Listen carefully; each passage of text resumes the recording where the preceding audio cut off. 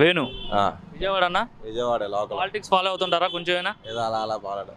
KCR Nani idea ఉందన్న మీకు idea TDP MP TDP MP ఇప్పుడు వైసీపీ ఎంపీగా బరిలో దిగుతున్నారు ఎన్నికలకి గెలుస్తారంటారు ఈసారి గెలుస్తారన్న. ఆయనకి చూసుకుంటే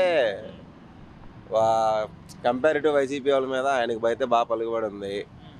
మరి ఆయన చేసిన వర్క్ నాకైతే ఐడియా లేదులే, కానీ ఆయనకున్న పలుకుబడి ప్రకారం ఆయనకున్న ఫాలోయింగ్కి ఆయనే గెలుస్తాడు. ఎందుకు ఫాలోయింగ్ ఉందా ఆయన కేసీఆర్ నానికి ఉంది అన్న. టీడీపీలో ప్రకారం చూసుకుంటే ఆయనకే ఉంది.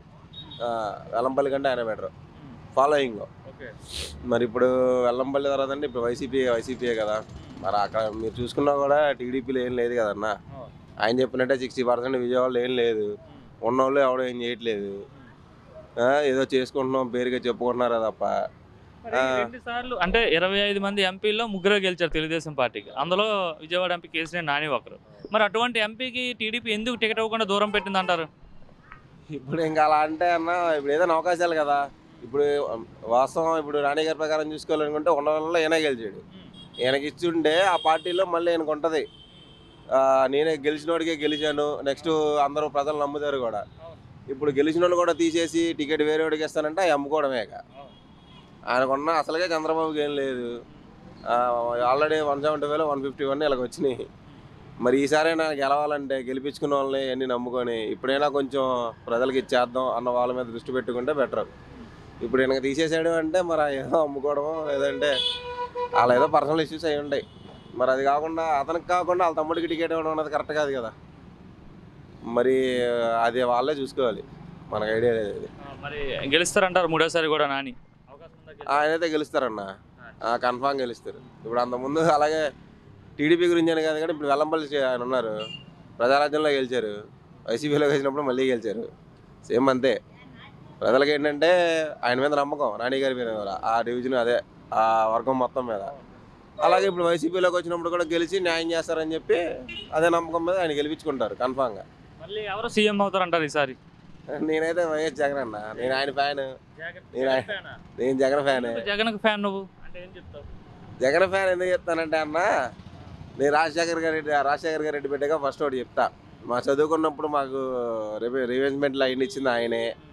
తర్వాత ఇప్పుడు నాకేమీ లేదన్న, నువ్వు వచ్చి నన్ను కొట్టావనుకో నాకే కోపం వస్తుంది. అలాంటిది ఆయన అంత పెద్ద బిడ్డని అన్ని నెలలు జైల్లో పెట్టి వాళ్ళ ఫ్యామిలీని ఇలా ఇసిగించి ఇది చేసి చివరికి మళ్ళీ వచ్చి అలా చేసినాడు. అతనికి ఎంత రావాలి? ఏదో రాజకీయ పరంగా ఎట్లా అనుకుంటున్నారు, కానీ ఆయనకి ప్రజలకు మంచి చేద్దామని చెప్పి వచ్చాడు.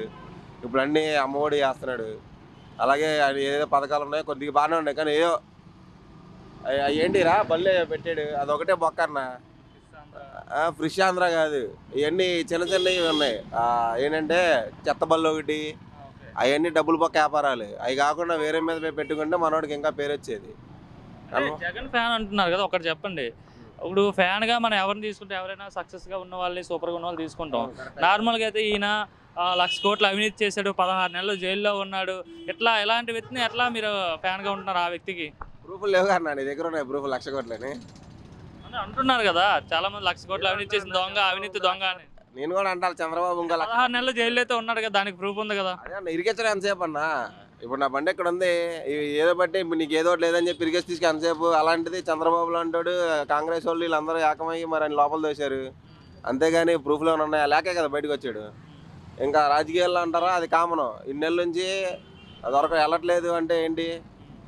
లేదనే అంటే జగన్ పని అయిపోయింది ఈసారి. జగన్ ఎవరు నమ్మరు. పులివెందుల్లో కూడా జగన్ ఓడిస్తా ఉంటున్నారుగా. నా పులివెందులు కాదు, ఆయన్ని అసలు ఓడించడం చాలా కష్టం. అర్థం కాదు. ఆయన మొహం మీదే ప్రెస్ మీట్లు పెట్టి ఎమ్మెల్యేలుగా చెప్పాడు, అరే బాబు పని చేస్తే ఉంటారు లేకపోతే ఇది దిగుతాం అని. ఇలాగే అన్నాడు ఆయన. అదే ప్రకారం తీస్తున్నాడు. చేయనోడే ఒక్కొక్కరు రాజీనామా చేసి వెళ్ళిపోతారు, చేసినోడు చక్కగా అదే ఉండి ఆయనకి సపోర్ట్ ఇస్తారు. ఇంకంతకుమించి ఏముంది చెప్పు? ఆయనే కన్ఫామ్ గెలుస్తాడన్న. కనీసం అతను అదే జగన్ గారు ఏంటంటే 170 175 అన్నారు, కానీ అంత లేదు. 110 అలా వస్తాయి అంతే. ఇంకో మాట ఏంటంటే జగన్కి భయం ఏంటో చూపిస్తాను లోకేష్ అంటున్నాడు కదా. మనోడు బాగా చూపిస్తాడన్న. ఆయన ఏం చూపిస్తాడన్న జగన్? అసలు లోకేష్ గారికి జగన్ గారికి తేడా ఎక్కడ ఉంది చెప్పు? ఆయన ఒక ముఖ్యమంత్రి కొడుకే, ఈయన ఒక ముఖ్యమంత్రి కొడుకే. కొడుకులు అందరూ ఉంటారులే అన్న. ఈ కొడుకు వేరు, ఆ కొడుకు వేరు. సరే మరి సార్, పవన్ కళ్యాణ్ చంద్రబాబు ఒకవైపు ఉన్నాడు, జగన్ ఒక్కడే ఒకవైపు ఉన్నాడు. పవన్ కళ్యాణ్ గురించి అయితే ఇంకేది వద్దన్న. పవన్ కళ్యాణ్ ఏంటంటే ఆయన సినిమాల పరంగా ఇప్పుడు ఏదో మరి ఆయన గురించి నాకు తెలియదు. మనిషి అయితే మంచోడని తెలిసి నేను విన్నా. ఇప్పుడు టీఎస్లో మరి ఏపీ రాజకీయాల్లోకి వచ్చి మనోడు డబ్బులు తీసుకుంటాడు కొందరు అంటాడు. మనోడు కూడా పార్టీ పెట్టాడు, ఫస్ట్ సపోర్ట్ ఇచ్చాడు బీజేపీకి టీడీపీకి, గెలిచారు బాగానే, తర్వాత మళ్ళీ ఈయన తిట్టారని చెప్పి నిన్నే చేస్తా అంటాడు. అది పోయింది. ఇప్పుడు మళ్ళీ చంద్రబాబు జైల్లో పెట్టారనగానే అసలు మనోడు రా, ఇతను తిట్టారని చెప్పే కదా ఇతను మళ్ళీ సభల్లో నీ ఎంత తెలుస్తా లోకేష్, నీ ఎంత తెలిస్తే చంద్రబాబు అన్నాడు. మరి అంత అన్నోడిని మళ్ళీ ఎందుకు వచ్చి మేమిద్దరం కలిసి వెళ్తామని ఎందుకు అంటాడు?